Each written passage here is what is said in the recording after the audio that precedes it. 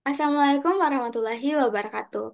Halo, perkenalkan saya Nurul Mutnana Mulyadi dengan NIM 220305501064 dari kelas F, Program Studi Gizi, Fakultas Ilmu Keolahragaan dan Kesehatan, Universitas Negeri Makassar.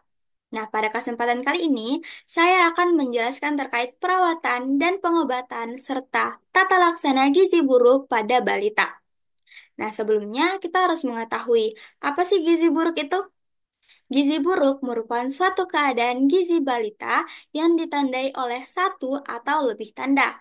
Yang pertama ialah pitting edema bilateral, minimal pada kedua punggung kaki.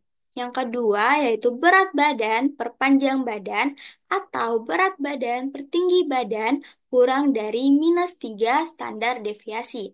Dan yang ketiga ialah lingkar lengan atas atau nilai lilanya itu berada di bawah atau kurang dari 11,5 cm pada balita usia 6 hingga 59 bulan. Selanjutnya terkait 4 fase pada perawatan dan pengobatan gizi buruk pada balita. Yang pertama ialah fase stabilisasi. Nah, fase stabilisasi ini merupakan fase awal perawatan yang umumnya berlangsung 1 hingga 2 hari. Tetapi dapat berlanjut sampai 1 minggu sesuai dengan kondisi klinis anak.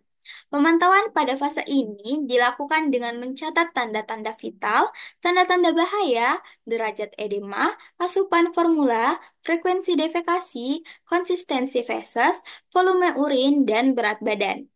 Yang kedua ialah fase transisi. Nah, fase transisi ini merupakan fase atau masa peralihan dari fase stabilisasi ke fase rehabilitasi, yaitu dengan tujuan memberi kesempatan tubuh untuk beradaptasi terhadap pemberian energi dan protein yang semakin meningkat. Yang ketiga ialah fase rehabilitasi. Nah, fase rehabilitasi ini merupakan fase pemberian makanan untuk tumbuh kejar. Pemberian energi sebesar 150 hingga 220 kilokalori per kilogram berat badan per hari dalam bentuk F100 atau RUTF. Bertahap ditambah makanan yang sesuai dengan berat badan. Umumnya berlangsung selama 2 hingga 4 minggu. Kemajuan terapi dinilai dari kenaikan berat badan setelah fase transisi dan mendapat F100 atau RUTF. Pemantauan pada fase ini dilakukan dengan mencatat asupan formula dan kenaikan berat badan. Yang keempat ialah fase tindak lanjut. Pada fase tindak lanjut ini merupakan lanjutan pemberian makanan untuk tumbuh kejar dengan pemberian makanan keluarga dan pemberian makanan tambahan pemulihan. Selanjutnya terkait 10 langkah tata laksana gizi buruk pada balita di layanan rawat jalan. Yang pertama ialah mencegah dan mengatasi hipoglikemia. Semua balita gizi buruk itu berisiko mengalami hipoglikemia. Jika fasilitas setempat tidak memungkinkan untuk memeriksa kadar gula darah, maka semua anak gizi buruk ini dianggap menderita hipoglikemia dan segera ditangani dengan memberikan 50 ml larutan glukosa 10%, yaitu 1 sendok teh munjung gula pasir dalam 50 ml air dan akan diberikan secara oral. Yang kedua ialah mencegah dan mengatasi hipotermia. Hipotermia sering ditemukan pada balita gizi buruk dan jika ditemukan bersama hipoglikemia menandakan bahwa adanya infeksi berat. Cadangan energi anak gizi buruk itu sangat terbatas, sehingga tidak mampu untuk memproduksi panas untuk mempertahankan suhu tubuh. Adapun cara mencegah dan mengatasi hipotermia yaitu dengan menghangatkan tubuh balita dengan menutup seluruh tubuhnya, termasuk kepala, dengan pakaian dan selimut. Yang ketiga ialah mencegah dan mengatasi dehidrasi. Semua balita gizi buruk dengan diare atau penurunan jumlah urin dianggap mengalami dehidrasi. Pada dehidrasi ringan atau sedang, tetap upayakan untuk memberikan terapi rehidrasi oral.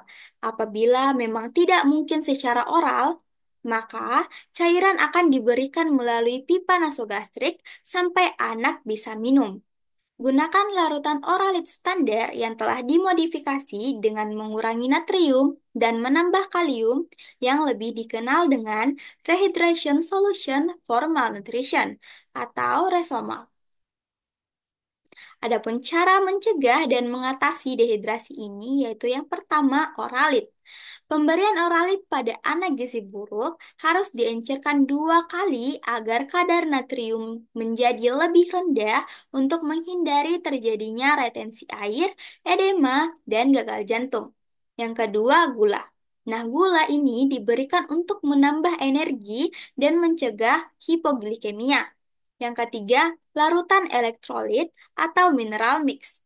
Nah, ini diberikan untuk mengatasi gangguan keseimbangan elektrolit dan mineral seperti kalium, magnesium, suprum, dan zinc. Apabila anak diare, maka berikan Resomal setiap kali diare.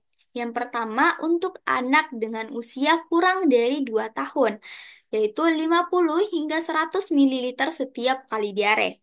Yang kedua, untuk anak dengan usia 2 tahun atau lebih dari 2 tahun, yaitu 100 hingga 200 mililiter setiap kali buang air besar. Yang keempat ialah memperbaiki gangguan keseimbangan elektrolit. Pada anak gizi buruk terjadi gangguan keseimbangan cairan, elektrolit, dan mineral. Tubuh anak gizi buruk itu relatif mengandung kadar natrium yang lebih tinggi dan kalium yang lebih rendah dibandingkan dengan anak normal. Karena itu, pemberian cairan tidak boleh yang mengandung kadar natrium tinggi dan anak harus mendapat tambahan kalium. Adapun tata laksananya yaitu yang pertama, untuk mengatasi gangguan elektrolit diberikan kalium yang sudah terkandung di dalam larutan mineral mix yang ditambahkan ke dalam F75, F100 atau Resomal. Yang kedua, gunakan larutan Resomal untuk rehidrasi. Yang kelima ialah mengobati infeksi. Balita dengan gizi buruk seringkali menderita berbagai jenis infeksi, namun sering tidak ditemukan tanda atau gejala infeksi bakteri seperti demam. Karena itu, semua balita gizi buruk akan dianggap menderita infeksi pada saat datang ke fasilitas kesehatan dan segera diberi antibiotik. Adapun tata laksananya yaitu yang pertama, berikan antibiotika dengan spektrum luas. Bila balita sebelumnya dirawat inap, maka pemberian antibiotika merupakan lanjutan dari pengobatan sebelumnya di rawat inap. Yang kedua ialah imunisasi campak jika balita berusia 6 bulan atau lebih dari 6 bulan dan belum pernah diimunisasi atau mendapatkan imunisasi campak sebelum usia 9 bulan. Imunisasi ini akan ditunda bila balita dalam keadaan syok. Imunisasi diberikan sebelum anak pulang dari tempat perawatan. Yang keenam ialah memperbaiki kekurangan zat gizi mikro. Semua anak gizi buruk mengalami defisiensi vitamin dan mineral. Meskipun sering ditemukan anemia, zat besi tidak boleh diberikan pada fase awal. Zat besi baru diberikan setelah anak mempunyai nafsu makan yang baik dan mulai bertambah berat badannya. Zat besi ini dapat memperberat infeksi bila diberikan terlalu dini. Bila balita gizi buruk mendapat RUTF dengan komposisi sesuai dengan rekomendasi WHO, maka tidak perlu diberikan suplementasi zat gizi mikro lagi. Kecuali ditemukan tanda klinis kekurangan vitamin A pada mata dan atau adanya riwayat menderita campak dalam 3 bulan terakhir. Maka balita diberi suplementasi vitamin A dosis tinggi sesuai dengan umurnya. Yang ketujuh ialah memberikan makanan untuk fase stabilisasi dan transisi. Nah, hal ini itu diberikan untuk anak gizi buruk di layanan rawat inap. Yang kedelapan ialah memberikan makanan untuk tumbuh kejar. Pada fase rehabilitasi terjadi replesi atau pemulihan jaringan tubuh sehingga diperlukan energi dan protein yang cukup. maka diberikan energi 150 hingga 220 kilokalori per kilogram berat badan per hari, dan protein 4 hingga 6 gram per kilogram berat badan per hari. Terapi gizi yang diberikan dapat berupa F100 atau RUTF yang secara bertahap ditambah makanan padat gizi. Yang kesembilan ialah memberikan stimulasi untuk tumbuh kembang.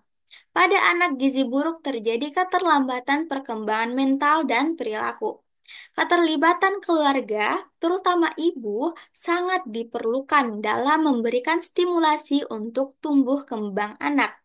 Stimulasi ini diberikan secara bertahap dan berkelanjutan sesuai dengan umur anak terhadap 4 aspek kemampuan dasar anak, yaitu kemampuan gerak kasar, kemampuan gerak halus, kemampuan bicara dan bahasa, serta kemampuan sosialisasi dan kemandirian. Stimulasi terstruktur akan dilakukan secara intensif setiap hari selama 15 hingga 30 menit. Dan yang ke-10 atau langkah terakhir ialah mempersiapkan untuk tindak lanjut di rumah. Persiapan untuk tindak lanjut di rumah dapat dilakukan sejak anak dirawat inap, misalnya melibatkan ibu dalam kegiatan merawat anaknya. Bila balita keluar dari layanan rawat inap setelah sembuh, maka anjurkan untuk kontrol teratur setelah pulang. 1 kali per minggu pada bulan pertama, kemudian 1 kali per 2 minggu pada bulan kedua, selanjutnya 1 kali per bulan sampai 6 bulan atau lebih. Selain itu, dianjurkan juga untuk melengkapi imunisasi dasar ataupun ulangan sesuai program PPI, program pengembangan imunisasi. Nah, cukup sekian penjelasan dari saya. Kurang dan lebihnya mohon dimaafkan. Wassalamualaikum warahmatullahi wabarakatuh. Terima kasih.